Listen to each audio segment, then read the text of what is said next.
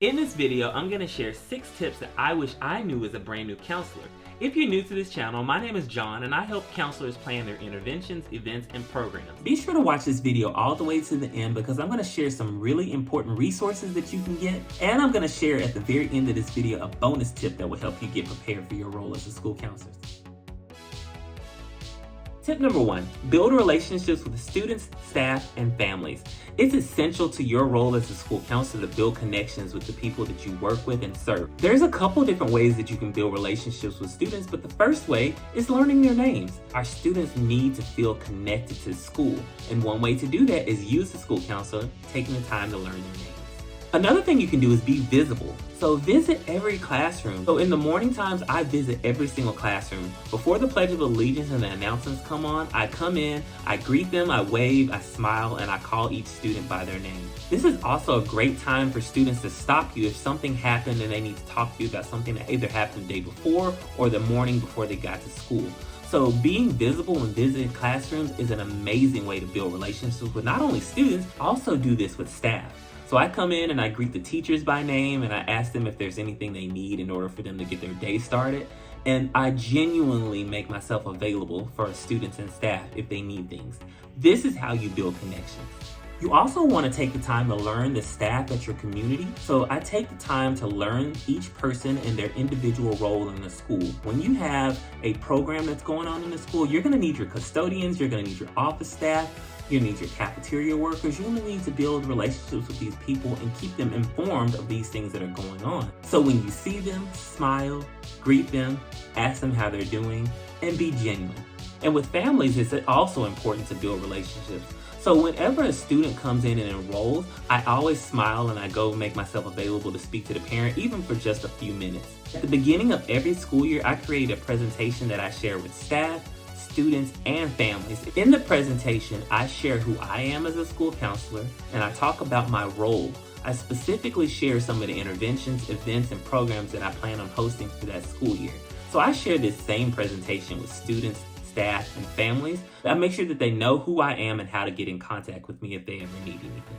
If you would like a copy of the presentation that you can use to introduce yourself as a school counselor, check the description section below and join my Facebook group, The Learning Lab. When you join the Facebook group, check the files section and you can get a copy of a presentation that you can use to share your role as a school counselor. Every year, I share a different version of the same presentation. I just make it look different. So you can use Slides Go, Slides Carnival, or Slides Mania. Download some free templates that you can use to spice up your presentations. You can also create a newsletter to share your role as a school counselor, and you can use something like S'mores or Canva to create an easy newsletter. Tip number 2, build your school counseling program. This is probably one of the things that makes school counselors the most nervous. And don't worry, I got you. I'm going to share a couple of quick tips in this video. Also going to share a free live presentation where I show you how to build your program. Building your school counseling program is going to look different for every school counselor because of the needs of the school, the demographics, and all those things. The first thing you want to do is consider some of the strengths and areas of struggle from the last school year. You can find this information from either data sources or you can consult with your leadership team. But it's really important for you to identify a couple of areas of growth and things that worked well last year so that you can plan around that. Then you look at data sources. So if you have this information readily available, or you can ask, but you want to look at discipline data, attendance, and academic data like test scores and failure and retention rate. Once you have all of that information handy, this will help you create a simple outline of the things that you want to get completed for the school year. So I would advise you start by building a year at a glance. And again, if you want a copy of a year at a glance, check the links below, join my Facebook group, and search the file section. The next thing you want to do is send out a needs assessment.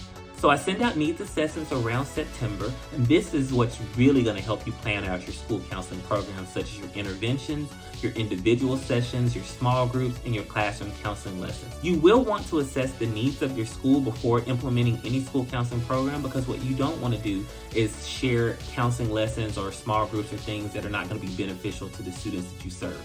So it's really a good idea to ask them, what do you need? And the only way to do that is get that information from a needs assessment. You can use tech tools like Google Forms or SurveyMonkey to send out your needs assessments. Tip number 3, get organized. So I'm going to break this down in a couple different categories. Let's first start with your digital files. One thing that you can do to avoid stress is create folders on your desktop for specific things. Like, for example, all of my anger management resources are organized into one folder, so that way I easily can go to them and pull them when I need them. I also organize those same materials in my Google Drive. One thing that really stresses me out is when I open my computer and see a million icons open on my desktop. So I make sure I create those folders so that I can be organized and efficient. Now with paper files, you can organize these a couple different ways. You can use file cabinet, plastic bins, or binders. If you would like tips on how to be organized as a school counselor, you should check out this video here. I'll drop the link in the description below. Search the free resources on teacherspayteachers.com. You can find designs for bulletin boards, you can find posters, individual session resources. Organization is a part of your professionalism. So if you come in and your desk is messy or you have things all over the place, it's going to appear that you're unorganized and unprofessional. So it's really important for you to already establish what kind of system you're going to use to organize your resources. But make sure whatever system you use works for you. Tip number 4, enjoy the learning process. So when you start a new school or a new role, there's a lot of learning curves there. So it's going to be important for you to build relationships and collaborate with others on your team. Meet with your teachers individually and go to their grade level team meetings to talk about concerns that they may have with students or the culture of the school, and figure out ways that you can contribute positively to those things. Be sure to ask questions. Although we are the mental health professionals of our building, no one is expecting you to come in and know how to do everything all at once. Take the time to learn all the things you need to learn. Learn the students, the staff, the bill schedule, the logistics, like how things flow. All of those things are super important for you as a school counselor. And give yourself time to learn these things. I would advise that you get a notebook, attend grade level team meetings, attend leadership team meetings, and take notes on the things that you see. Think about ways that you can positively contribute to the school culture. Don't feel stressed out in the beginning. Although it is a lot to learn, take your time and learn it as you go.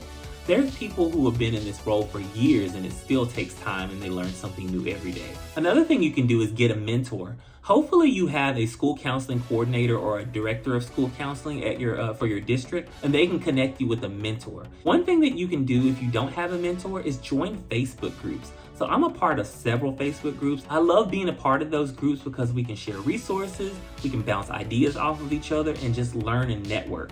Imposter syndrome in education, and especially in school counseling, is super real because you can see all these amazing things that others are doing and wondering how you can do those things, but you have to take the time. And you may see people on Pinterest or Facebook or Instagram or all those social media sites who are doing some amazing things as school counselors, but try hard not to compare yourself to them, because some of those people have been doing those things for years, and it's great to get ideas from them, but don't compare yourself. The first couple weeks of your role as a school counselor, don't come in and try to do small groups and interventions and do all those things all at once. You'll burn yourself out, you'll get discouraged, and then you'll start comparing yourself to someone else. Just focus on little things that you can do every single day until you build on it and get better. You are going to make mistakes. It's okay. You're not going to please everyone all at once either, so you have to do the things that are best for students. Tip number 6, set professional boundaries. So I'm going to give you a couple tips on how to set boundaries so that you can take care of yourself in your first year as a school counselor, because it can be really stressful unless you set those boundaries. I avoid taking work home. I do not take work home at all. There was only one time last year that I can remember that I took work home, and that's only because I had to finish some schedules. We're at school for 8 hours a day, so when you go home, that time should be for you. I have an hour commute, so when I get home, I usually don't get home till about 6:30 at night. And I'm not gonna do work when I get home at 6:30 because I need to have some time for myself. I need to take care of my physical health, my mental health, and I need to be able to decompress, which leads into my next tip. And if you can, avoid checking emails at home. I don't even have my work email set up on my cell phone because I don't want to be tempted to check it. I learned that lesson the hard way. You're gonna check an email and it's gonna get you upset because there's something that you're not gonna be able to address right in the moment, and it's gonna stress you out and worry you, and you're not gonna be able to fix it right away. And one other way to establish boundaries is to pace yourself and be able to say no. and especially if it's something you're not going to be able to do with full fidelity. So be very mindful of taking on too many projects all at once. It's the quickest way to get yourself burnt out and not enjoy the job that you have. Comment below, what was your favorite tip from this video? Here's the bonus tip. Be sure to check out this playlist on the screen. There's a couple videos that will help you get prepared for your role as a school counselor, especially if you're brand new. Trust me, I've been where you've been, and my main goal is to help you be prepared so that when you can walk into your school building in August, you know what you need to do in order to be your best self for your students and your staff and your families.